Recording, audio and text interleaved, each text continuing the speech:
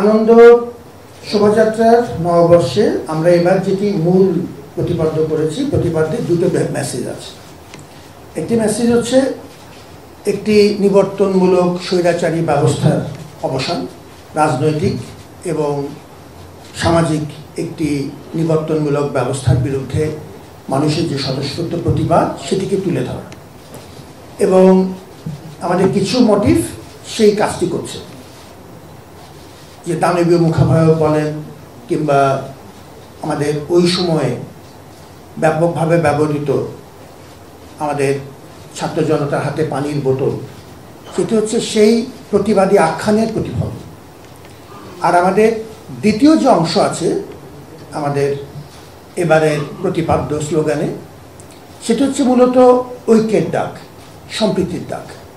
আমাদের এই জাতীয় যে মোটিভগুলো আছে, বাঘ, আমাদের ইলিশ ইত্যাদি, শান্তির পায়রা, এবং আমরা এটিকে কিছু আন্তর্জাতিকরণ করার চেষ্টা করছি।